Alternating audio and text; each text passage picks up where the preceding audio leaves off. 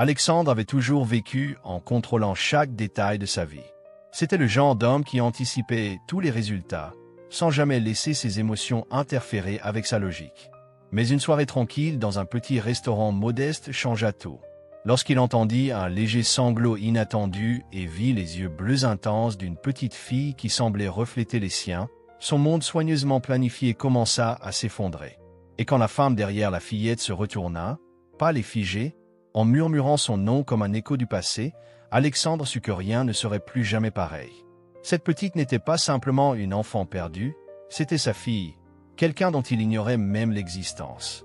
Toujours fier de garder le contrôle, qu'il s'agisse des affaires, des négociations ou de sa vie personnelle, Alexandre suivait un plan pour tout.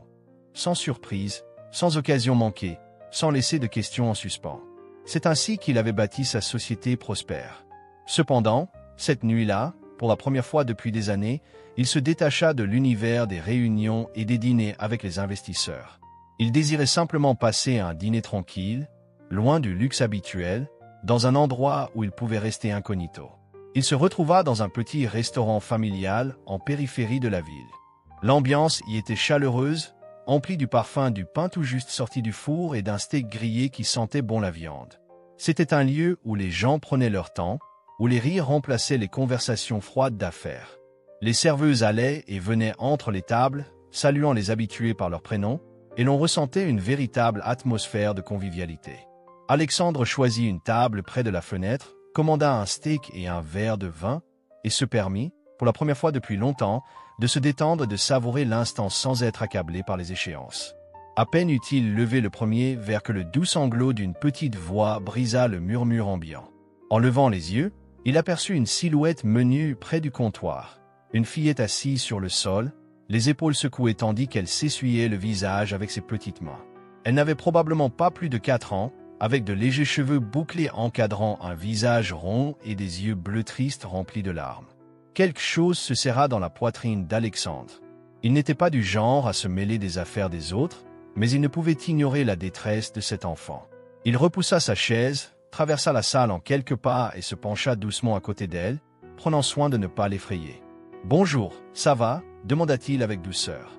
La fillette, le visage ruisselant de larmes, le regarda et murmura. « Je me suis perdu. » Alexandre ressentit une vague de compassion inattendue.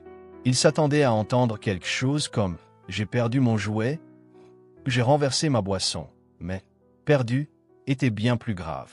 Il scruta la salle à la recherche d'un parent inquiet, mais personne ne semblait la chercher. « Comment tu t'appelles » demanda-t-il calmement. La petite hésita un instant, puis s'essuya le nez avec la manche de son petit pull. « Chloé, quel joli prénom, Chloé.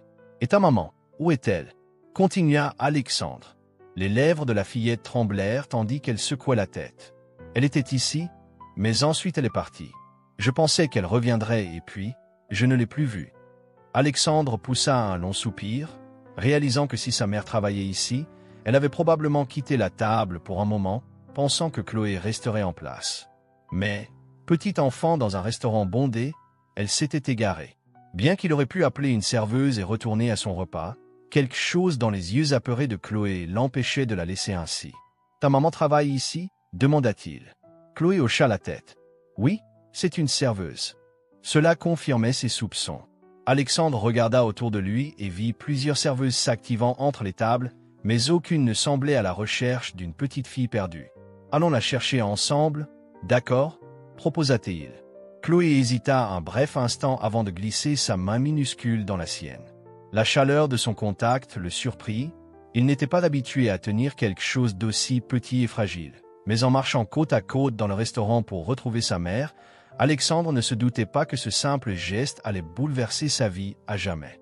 Marchant lentement, main dans la main avec Chloé, Alexandre balaya la salle du regard. Les petits doigts de la fillette paraissaient si délicats dans sa paume qu'il finit par les serrer un peu plus fort, comme s'il craignait qu'ils ne se détachent. Chloé restait proche, agrippée à l'ourlet de son pull, tandis que ses yeux bleus scrutaient l'endroit à la recherche d'un visage familier. Plus ils avançaient, plus elle semblait perdue. « Tu te souviens où tu as vu ta maman pour la dernière fois » demanda-t-il doucement. Chloé se tut un moment, puis pointa du doigt le fond du restaurant, où se trouvait un comptoir avec des menus empilés et une caisse enregistreuse. Elle était là-bas, mais ensuite elle est partie aider quelqu'un avec la nourriture, et je ne l'ai plus vue. Alexandre hocha la tête et la conduisit vers ce coin. Même si le restaurant était toujours animé, à mesure qu'il s'approchait du comptoir, l'atmosphère changea soudainement. Une voix, pleine d'inquiétude et de désespoir, retentit dans la pièce. « Chloé! Chloé !»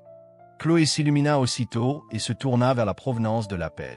Une femme accourut, se faufilant entre les tables avec l'urgence de quelqu'un qui cherchait depuis des heures. Vêtue de façon simple, avec un tablier noué autour de la taille et les cheveux châtains attachés de façon pratique, la femme affichait une expression de grande inquiétude, jusqu'à ce que, voyant Chloé, son visage se radoucisse d'un air soulagé. Le visage de la petite s'illumina immédiatement. Mais merde! Avant même qu'Alexandre ait le temps de réagir, la fillette lâcha sa main et courut directement dans les bras de sa mère.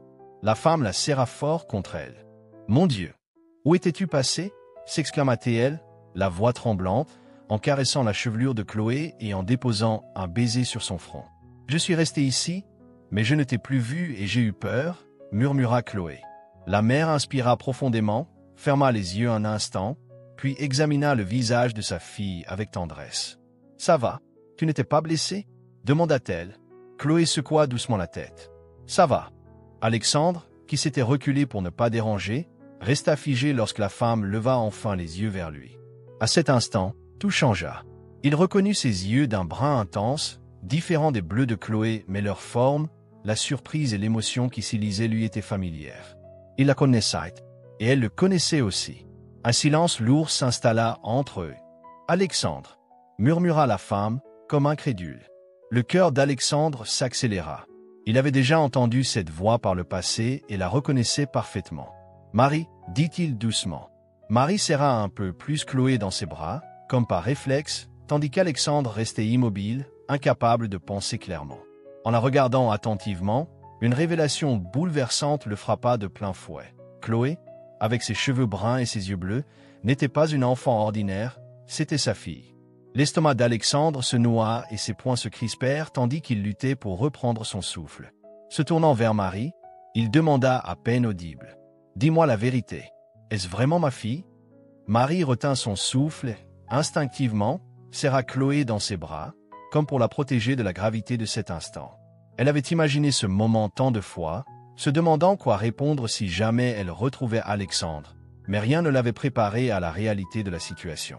Face à lui, avec les épaules tendues et ses yeux bleus perçants fixés sur les siens, Marie dégageait une présence qui exigeait des réponses sans avoir besoin de beaucoup parler, mais maintenant, son regard était franc et émouvant. « C'est ta fille, Alexandre », finit-elle par dire, d'une voix basse et émue. Le silence qui suivit fut lourd. Alexandre ne bougea pas, ne prononça pas un mot. Il resta là, les yeux dans les yeux de Marie, essayant d'assimiler cette révélation. Pendant des années, souffla-t-il en passant la main dans ses cheveux. Pendant des années, se répéta-t-il, comme s'il espérait que le dire à voix haute rendrait cela plus réel. Ses yeux se posèrent de nouveau sur Chloé, qui les regardait avec une innocence totale, inconsciente de l'ampleur de l'instant. « Pourquoi ne m'as-tu rien dit ?» demanda-t-il, la voix brisée par la douleur.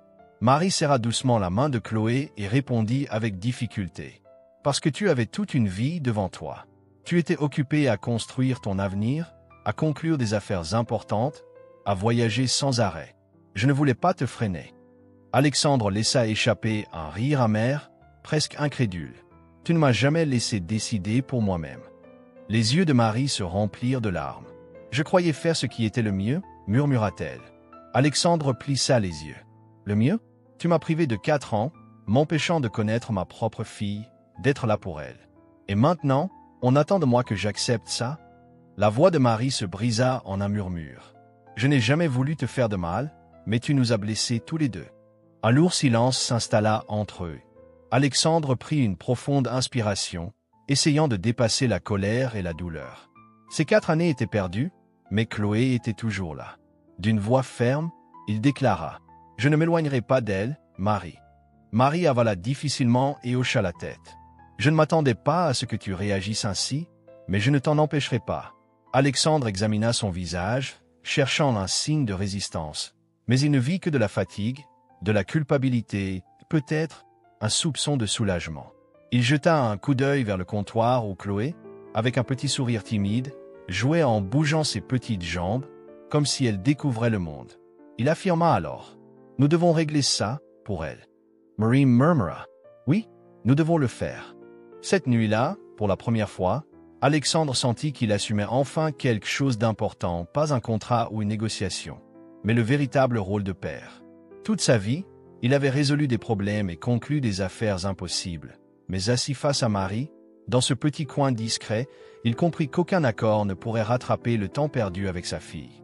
Pendant ce temps, Chloé restait au comptoir, sirotant un jus, complètement ignorante du tumulte émotionnel qui se déroulait à quelques pas. Alexandre se pencha sur la table, posant ses coudes, et déclara d'une voix posée mais chargée de frustration: « Il faut que je fasse partie de sa vie, Marie. Peu importe comment on va arranger les choses, je ne m'éloignerai pas de Chloé. » Marie baissa les yeux un instant, puis leva le regard pour croiser celui d'Alexandre. « Je comprends, » répondit-elle doucement, « et je ne t'en empêcherai pas. » Alexandre la scruta, s'attendant à une résistance, mais ne vit qu'une acceptation résignée, comme si elle avait enfin compris qu'elle ne pouvait plus le tenir à l'écart. Il hocha la tête, passant la main dans ses cheveux. « Je ne te demande pas la permission. » Marie, serrant légèrement les lèvres, ajouta: « Je ne lui ai même pas parlé de toi. » Alexandre fronça les sourcils. « Pas même ton nom. » Elle secoua la tête et expliqua: « Il y a longtemps, elle m'a demandé pourquoi elle n'avait pas de papa comme les autres enfants de la garderie. Je lui ai dit que les familles se présentent sous toutes sortes de formes et que la nôtre se limitait à nous deux. Et depuis, elle n'en a plus parlé. » Le cœur d'Alexandre se serra. Elle mérite de connaître la vérité. « Je sais, » répondit Marie, la voix légèrement brisée, « mais tu dois comprendre qu'elle n'a jamais eu de figure paternelle. Elle a toujours vécu avec nous deux. » Alexandre prit une profonde inspiration, luttant contre l'émotion qui montait en lui. « Alors, prenons notre temps. Je ne veux pas l'accabler, » concéda Marie. « D'accord. » Alexandre se recoucha un instant, repensant à la rapidité avec laquelle tout avait changé.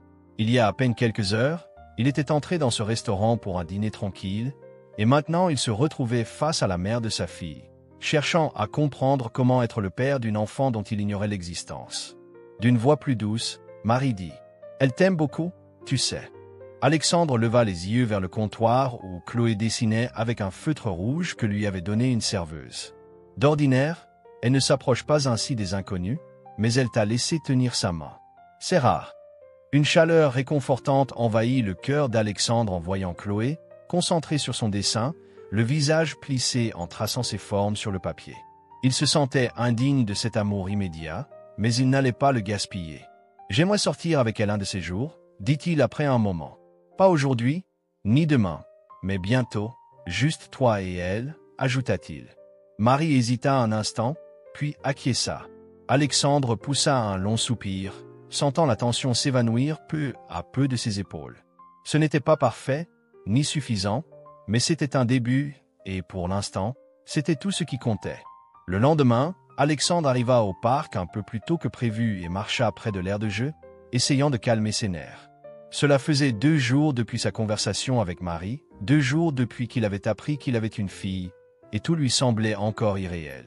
Il avait passé les nuits à repasser cet instant en boucle dans sa tête, cherchant à comprendre comment sa vie avait pu changer autant en si peu de temps.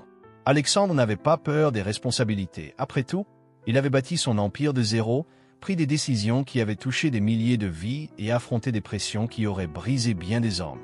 Mais cela était différent. C'était quelque chose de personnel. Une brise d'automne faisait danser les feuilles mortes. En regardant vers l'entrée du parc, il aperçut Marie marchant main dans la main avec Chloé. Son cœur s'emballa en les voyant, la manière dont Chloé sautillait en parlant joyeusement à sa mère, tandis que Marie semblait plus réservée, les épaules encore tendues, comme si elle redoutait ce qui allait suivre. Alexandre avala sa salive, résolu à ne pas laisser ses nerfs prendre le dessus. Il avait attendu ce moment, même s'il ne savait pas encore exactement ce qu'il représentait pour lui. Chloé fut la première à remarquer Alexandre. Elle s'arrêta en plein milieu d'une phrase et le regarda fixement, comme pour s'assurer qu'il était toujours le même que celui qu'elle avait vu au restaurant. Puis, avec un large sourire, elle s'exclama: « Tu es là !» Prenant la main de Marie, elle se précipita vers lui. À peine eut-elle atteint quelques centimètres de lui qu'elle s'arrêta, inclinant la tête avec curiosité. « Tu as apporté un livre » demanda-t-elle. Alexandre laissa échapper un soupir, surpris par la demande, mais un sourire se dessina sur son visage. « Oui, j'en ai apporté un » répondit-il en fouillant dans sa veste et en sortant un petit livre de contes. « Ta maman m'a dit que tu adores les histoires de fées. » Les yeux de Chloé s'écarquillèrent d'émerveillement et elle joignit ses petites mains, comme pour accentuer son excitation. « J'adore les contes de fées. Et il y a des dragons ?» Alexandre se pencha à sa hauteur et acquiesça. « Bien sûr, il y a des dragons énormes et des princesses courageuses qui n'ont pas peur de les affronter. » Chloé sourit et dit « J'aime les princesses qui combattent les dragons, c'est bien plus cool que d'attendre un prince. » Alexandre rit et jeta un coup d'œil vers Marie, qui les observait avec un mélange de prudence et de tendresse. Il n'était pas étonné de voir à quel point Chloé s'était attachée à lui. « Veux-tu que je te lise une histoire ?» demanda-t-il. Après un instant de réflexion, Chloé acquiesça avec enthousiasme. « Mais seulement si on s'assoit sur les balançoires, parce que c'est le meilleur endroit pour écouter des histoires. » Alexandre hésita un moment et jeta un regard à Marie pour s'assurer qu'elle approuvait. Elle hocha doucement la tête, les lèvres légèrement serrées, comme si elle pesait ses sentiments. « Alors, au balançoire » déclara-t-il en se levant. Chloé attrapa sa main sans hésiter et le conduisit vers l'aire de jeu. Alexandre se laissa guider, émerveillé de voir à quel point elle l'acceptait comme si c'était toujours ainsi. Une fois arrivé au balançoire, Chloé monta sur l'une d'elles et fit signe à Alexandre de s'asseoir sur la balançoire voisine.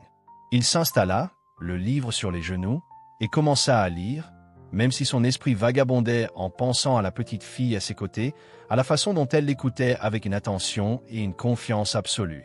C'était une sensation d'humilité qu'il n'avait jamais connue. Vers le milieu de l'histoire, Chloé toucha doucement la manche d'Alexandre et dit « Tu as une très belle voix, comme celle d'un prince. » Alexandre cligna des yeux, surpris par ce compliment si sincère. Les mots de la fillette firent naître en lui quelque chose de profond. Près de là, Marie laissa échapper un petit rire, secouant doucement la tête. « C'est une première » murmura-t-elle. Alexandre sourit et se tourna vers Chloé. « Tu le penses vraiment ?» Elle acquiesça sérieusement. « Oui, un prince ou même un chevalier. » Penchant la voix de façon malicieuse, Alexandre chuchota. « Les chevaliers combattent les dragons, tu sais. » Les yeux de Chloé s'agrandirent d'excitation. « Alors, tu pourrais en être un. » Alexandre rit et tourna la page du livre. « Nous verrons bien, n'est-ce pas ?» Marie les regardait, les bras croisés, mais maintenant son regard exprimait une tendresse naissante, comme si elle commençait à accepter ce qui se passait. Ils passèrent des heures au parc à jouer, discuter et écouter d'autres contes. Quand vint l'heure de partir, Chloé courut vers Alexandre et l'embrassa fort, en enroulant ses petits bras autour de sa taille.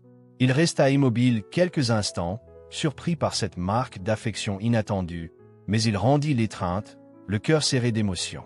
Tandis que Marie conduisait Chloé jusqu'à la voiture, la fillette se retourna et cria « Au revoir, Alexandre !» Alexandre esquissa un rire doux et fit un signe de la main en retour. Marie s'arrêta un moment et le regarda. « C'était mieux que ce que j'avais imaginé, » dit Alexandre avec un sourire léger. « Oui, vraiment, » répondit-elle. Il restait encore beaucoup à régler, de nombreuses discussions à avoir, mais pour la première fois depuis le début de cette histoire, Alexandre sentit une paix intérieure. Il ne pouvait s'empêcher de repenser à cet embrassement de Chloé, un geste minuscule mais qui représentait tant pour lui. C'était quelque chose qu'il n'avait jamais envisagé, mais qui comblait un vide qu'il portait depuis longtemps. 2 jours plus tard, Alexandre se retrouva devant l'appartement de Marie, un peu nerveux, attendant que la porte s'ouvre. Bien qu'il ait été invité, il se sentait encore comme un étranger dans ce nouvel univers, ne sachant pas vraiment où il se situait. Lorsque la porte s'ouvrit enfin, Marie apparut, ses yeux bruns le scrutant attentivement, avec ce regard erdé habituel désormais adouci et moins défensif. Elle s'écarta sans un mot, et Alexandre entra. L'appartement était simple mais chaleureux, le salon regorgeait d'étagères remplies de livres, de quelques tableaux accrochés au mur et d'un canapé usé qui dégageait une ambiance de confort. Ce n'était pas luxueux, mais on y sentait l'âme d'un foyer, le foyer que Marie avait construit pour elle et pour Chloé. Dans le couloir, Marie dit doucement « Chloé ne cesse de parler de toi depuis que nous sommes allés au parc. » Une chaleur douce se répandit dans la poitrine d'Alexandre. Il se tourna vers elle et demanda « C'est bon signe, non ?» Marie acquiesça lentement, les bras croisés. « Oui, C'est très bon. Soudain, on entendit des pas précipités dans le couloir. En quelques instants, Chloé apparut, vêtue d'une robe jaune vive et coiffée d'une petite couronne en plastique, légèrement de travers. Elle s'arrêta net en voyant Alexandre, ses yeux s'illuminant. « Tu es là » s'exclama-t-elle avec enthousiasme. Alexandre sourit et se pencha légèrement. « Je t'avais promis que je viendrais. » Chloé afficha un large sourire, puis tourna sur elle-même en soulevant légèrement sa robe, tournoyant gaiement. « Aujourd'hui, je suis une princesse, annonça-t-elle, mais pas une qui attend un prince, une qui se bat contre les dragons. » Alexandre rit doucement. « C'est la meilleure des princesses, vraiment. » Chloé hocha la tête sérieusement. « Maman dit que tu restes pour le dîner. » Alexandre jeta un coup d'œil vers Marie, qui se tenait adossée au comptoir de la cuisine, observant la scène d'un air calme. « Ça te va, n'est-ce pas » demanda-t-il. Marie haussa simplement les épaules et répondit. « C'est parfait. » Chloé prit la main d'Alexandre et le guida vers le canapé. « Tu aimes les spaghettis ? Maman prépare les meilleurs spaghettis. » Alexandre se laissa emporter et s'assit pendant que Chloé s'installait à côté de lui, sa robe virevoltant doucement. « J'adore les spaghettis, » dit-il en souriant. « Et est-ce que je peux t'aider en cuisine ?» Chloé ouvrit les yeux, surprise. « Tu veux vraiment aider ?» Alexandre sourit et jeta un regard à Marie. « Je pense que je peux gérer, mélanger la sauce sans problème. » Chloé éclata de rire et se pencha comme pour lui confier un secret important. Maman n'aime pas quand quelqu'un met le désordre dans sa cuisine. Marie, depuis l'autre côté de la pièce, lança un regard amusé et dit « Chloé, ne l'effraie pas avant qu'il ait essayé. » Alexandre rit, sentant en lui une chaleur nouvelle et réconfortante. Installé dans cette maison qu'il partageait désormais, écoutant les histoires sans fin de Chloé et observant Marie qui taquinait gentiment, il comprit que cet instant était réel, quelque chose qu'il n'avait jamais osé espérer jusqu'alors. Le dîner passa rapidement. Chloé remplissait chaque silence en racontant des anecdotes de l'école, ses livres préférés et même les voix amusantes qu'elle donnait à ses peluches. Alexandre écoutait, fasciné par l'imagination débordante de sa fille. Par moments, Marie intervenait avec une plaisanterie ou lui rappelait de manger un peu. Après le repas, Chloé sortit des crayons de couleur et quelques feuilles et s'installa à la table du salon pour dessiner. Elle se concentra tellement que, dans un geste presque comique, elle laissa échapper sa langue. Alexandre se pencha pour voir ce qu'elle réalisait. « Qu'est-ce que tu dessines » demanda-t-il. Chloé leva fièrement son dessin pour lui montrer. Il représentait 3 bonshommes bâtons, l'un nettement plus petit que les 2 autres, se tenant la main. À l'arrière-plan, on distinguait une petite maison, un soleil dans un coin, et un grand gribouillis bleu qui semblait symboliser le ciel. « C'est moi, c'est ma maman, et celui-là, c'est toi », expliqua-t-elle timidement. Alexandre resta un moment à regarder le dessin, un nœud se formant dans son estomac. Il ne savait pas quoi dire ni comment réagir, réalisant que, pour Chloé, il faisait déjà partie intégrante de leur petite famille. Marie, qui rangeait la table, jeta un coup d'œil au dessin et esquissa un sourire doux, laissant le moment s'installer. Alexandre se racla la gorge, avec difficulté, déclara « C'est un dessin magnifique, Chloé. » Elle sourit largement et demanda « Tu l'aimes » ? « Je l'adore » répondit-il sincèrement.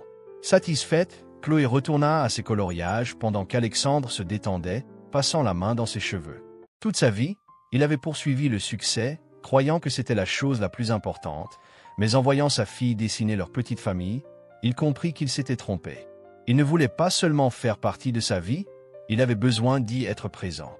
Alexandre ne se souvint pas du temps qu'il passa à observer ce dessin simple, aux couleurs vives et aux traits irréguliers. Mais pour lui, cela représentait plus que toutes les couvertures de magazines, immeubles d'entreprise ou contrats à plusieurs millions qu'il avait pu obtenir. Là, tracé au crayon, était inscrit « Maman » et « Chloé », comme s'il avait toujours appartenu à ce foyer. Sans se rendre compte de l'importance de son œuvre, Chloé continua à colorier et à fredonner doucement. Marie arpentait l'appartement, rangeant ici et là, mais de temps en temps Alexandre apercevait son regard posé sur lui, non pas avec colère ou hésitation, mais avec une tendresse qui laissait entendre qu'elle attendait aussi ce moment. Plus tard, Marie rompit enfin le silence. « Il se fait tard, Chloé » dit-elle doucement. Chloé poussa un soupir théâtral et déposa son crayon, comme si l'idée d'aller se coucher pesait trop sur elle. « Dois-je vraiment y aller » demanda-t-elle d'un ton résigné. Marie leva un sourcil et plaisanta. « Veux-tu être un dragon grincheux demain » Chloé réfléchit un instant, puis finit par répondre. « D'accord. » Alexandre observa comment elle s'étira avant de se tourner vers lui, les yeux emplis d'espoir. « Tu seras là demain ?» demanda-t-il, un peu hésitant, regardant également Marie. Sans vouloir empiéter, il attendit que Marie acquiesce doucement, lui assurant qu'elle ne le repousserait pas.